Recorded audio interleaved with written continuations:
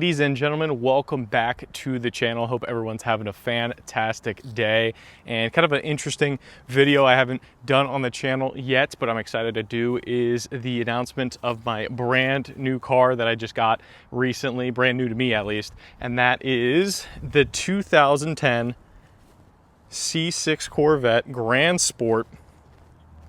And boy, is this thing thick or what? Look at that. Look at that wide body.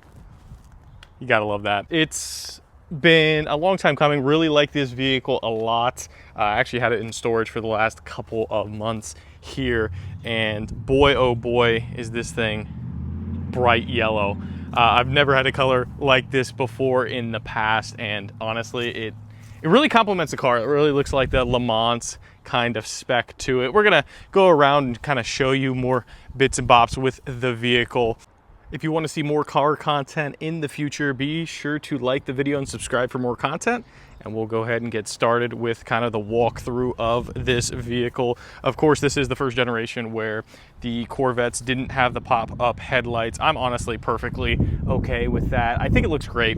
Honestly, obviously, it was because of safety concerns, I guess, with the NHTSA or whatever the crap it's called. But moving down, look how beautiful these six, I believe it's 6 piston up front. The rear has 4, and my oh my, it is massive. Right here. Okay, it's actually 19s on the rear. And then up on the front, they are 18s. Okay, so it's 18s up front, 19s on the rear. They are offset. I believe the rear tires are slightly wider as well, making it a lot more expensive. So this is the Grand Sport model, and basically the Grand Sport is pretty much a Z06 without the engine. As you can see here by the chrome, it matches very nicely with the wheels. It has the LS3 instead of the LS7, which I'm okay with personally, because there was some reliability issues with the LS7. I heard piston drop, crazy crap like that. I'm perfectly fine with the LS3. That's plenty of power for me. And also, these are a lot cheaper than a Z06. So you're still getting the wide body, as you can see by the fins here as well. Down the back, it actually looks real good. I will show you here. Yeah, you can really tell from the back there. But it's a fantastic looking car. Of course, it is dirty. Excuse that. We will get this cleaned up here. Super nice. It has a removable Targa top up here that does fit in the trunk. Let me get that trunk opened up for you. But the roof actually slides in through there, so you can stow away while you're driving, which is super nice. Super clean interior as well. A lot of storage in the back here. So there's a lot of daily characteristics with this vehicle, even though I wouldn't daily it at all, at least in the Northeast anyway. But it closes very nice. No button to speak of. There is a button underneath the license plate cover area. Moving over to the back side, of course, you have this very wide, wide back end. It does have the optional NPP exhaust system, which is interesting. I think it does actually increase the performance a tad bit for the horsepower, but it does have that. And then what's weird too is it actually has a lip. It has a lip, which is another option that most Corvettes actually do not have usually. It's just this like third reflective, I don't even think that illuminates, third reflective light right here, and that's it. It's just this and like a black kind of plastic trim that goes around it. But this actually extends out and actually comes up about 1 inch over the bumper here, and it looks actually really nice. So this is definitely a higher trim of Grand Sport that I've gotten, because even I've literally seen Z06s without this lip here. But moving on to the interior of the vehicle, it's GM in the early 2000s, so it's very kind of basic, especially for the type of vehicle you're getting. A little worn here and there, but nothing bad, no rips on the seats or anything like that. It does have the optional, which is kind of interesting. Not all Corvettes have this, the flag banner on the seats. Not all of them have that. I think that's an option. And there's even an option for the color like this one here, because I've seen it blacked out. I don't know what the differences between the options are. Maybe someone in the comments section can let me know about that. But very interesting, very nice. The seats are actually really comfortable as well. A lot of lumbar support down the back. These are definitely grandpa vehicles, so a lot of support in the back area. The side bolstering, not as thick as you want it to be for this type of vehicle, but it works. It's fine. There's nothing wrong with these seats at all. You'd be silly to get rid of these seats, because I think, especially if you're not tracking it or doing anything crazy, these are perfectly fine. And then once again, in the interior here, you have the gauge cluster. Very basic, nothing special, but there's some beauty and simplicity, and I think this definitely accomplishes that. All the gauges look great. Here, let's get the vehicle turned up here.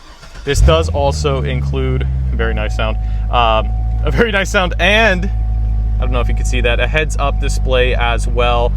So super nice there. What's kind of weird about this car is the fact that it's a Grand Sport, it's a 3LT, but it doesn't have navigation. And that isn't a basic option, I guess. It doesn't come standard with the vehicle, even the Grand Sport. Because I've actually seen numerous Grand Sports with just this CD, I believe it's a 6 CD changer. It's doing something. The cup holders in this car aren't very great, but once again, you know, you shouldn't have any drinks in the Corvette, especially if you're getting the back end a little bit loose. It is an automatic. I do like, actually, this transmission a lot. I've driven various types of dual clutches. This actually doesn't feel too far off. I'm honestly kind of shocked about that, where the quality of the transmission is actually pretty good considering it's an automatic. So I do like the transmission. It does also include paddle shifters up here, which are interesting once again, especially compared to a lot of modern vehicles. I had a Golf R, and right was upshift, left was downshift. Very simple, very easy to learn, but this car isn't like that. You push up for upshift and back for downshift. Kind of interesting, kind of weird. I heard you can kind of wire that around to make it like a standard, you know, paddle F1 transmission. But not the end of the world. The paddles do surprisingly work pretty well too. And then the center console armrest here, I do have a Bluetooth adapter that you can kind of hook onto that 12-volt outlet there to make it a little bit more modern, because even though this car has Bluetooth, for whatever reason, it has Bluetooth, but it's only for phones.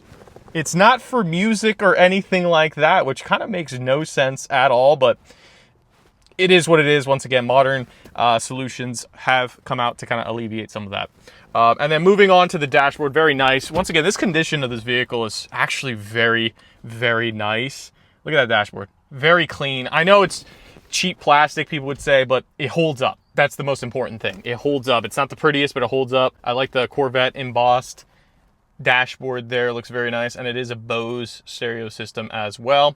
And then under the hood, we have, of course, that LS3 engine. Now, previous owner, it's kind of weird because I'm pretty sure the previous owner really took care of the vehicle, because overall, everything looks great. There's no like dings or scratches on the inside. It looks pretty nice, pretty clean. But I don't know what this is about. This ugly engine cover. My goodness gracious, is that ugly. It has like this kind of fake carbon texture look to it. I don't know if that was plasti dipped, but that looks ugly. And then someone put, I don't know if that's a sticker overlay, but somebody put yellow on the LS3 Corvette for the cover here, so that's kind of lame. But overall, very nice, tasteful engine bay despite all that, and a nice looking vehicle overall. But let me know your thoughts of my new Corvette down below in the comments section, guys. Thank you so much for watching. Once again, if you want to see more car content in the future, please let me know down below. Appreciate you guys, and I'll catch you in the next one.